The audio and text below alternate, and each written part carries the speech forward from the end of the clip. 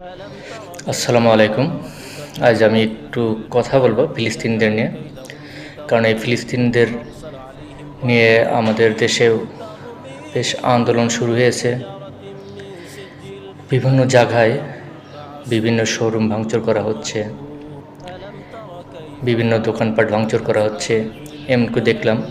তো আমি শুধু এটুকুই বলবো, আন্দোলন মানে এই না যে কোনো শোরুম ভাঙচুর করা, কোনো শোরুমের জিনিস লুটপাট করা, এটা নয়।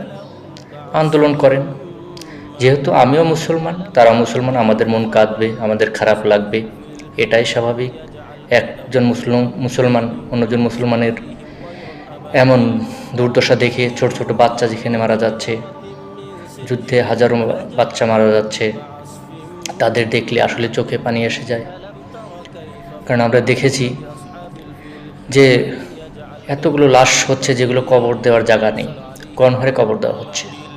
সত্যি খুবই কষ্টদায়ক। আমরা কি করতে পারি? আন্দোলন করছি, ঠিক আছে, আমাদের দোয়া ছাড়া আমাদের করার কিছু নাই। দেখেন, বিশ্বের বড় বড় রাষ্ট্র রয়েছে, বিশ্বের 57টি রাষ্ট্র রয়েছে যেখানে মুসলিম কান্ট্রি, প্রায় 200 কোটির উপরে লোক রয়েছে। কিন্তু কি করার আছে?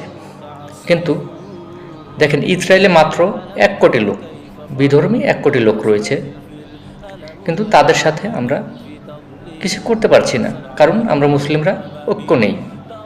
সুতরাং আমরা আন্দোলন করব, কিন্তু আন্দোলন নামে লুটপাট নয়, ভাঙচুর নয়। আমরা করতে পারি, ইসরায়েল পণ্য আমরা খাবো না, ব্যবহার করব না, তাহলেই তো হয়ে যায়। দেখেন, আমরা বয়কট করি, আমরা যাই না, সেরকম শোরুমে যাব না, আমরা খাবো না। কেএফসি ধ্বংস করা হচ্ছে, কেএফসি ভাঙচুর করা হচ্ছে, আমি কেএফসিতে যাব না, কেএফসিতে খাবো না। আমরা কত হোটেল রয়েছে, কত বিভিন্ন কোম্পানি রয়েছে, সেগুলো দেশ ব্যবহার করব। কোকোকোলা রয়েছে, স্প্রাইট রয়েছে, এগুলো বাদে আমাদের বাংলাদেশে মজো রয়েছে, ক্লেমন রয়েছে, এগুলো আমরা খেতে পারি। কিন্তু আমরা এগুলো না করে ভাঙচুর করছি, লুটপাট করছি। এগুলো দেখে বিশ্বের লোক হাসাহাসি করছে, বিধর্মীরা হাসাহাসি করছে। দেখো, এরা ইসলাম কি বলে দিয়েছে যেগুলো ভাঙচুর করো, এগুলো লুটপাট করো। কিন্তু এরা শুধু আন্দোলন নাম দেখায়, সব কিছু যে লুটপাট করছে, চুরি করছে, ভাঙচুর করছে। এগুলো শুধুমাত্র আমাদের কিন্তু বিধর্মের কাছে নিজেকে ছোট করা হচ্ছে।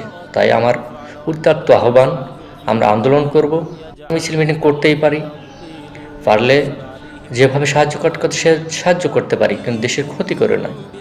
তাই আমি আবার অনুরোধ করছি, আমরা দেশের কোনো প্রতিষ্ঠানকে ধ্বংস নয়, দেশের কোনো সম্পদকে ধ্বংস নয়, আমরা ইসরায়েলি পণ্যকে বয়কট করি। ওকে, আসসালামু আলাইকুম।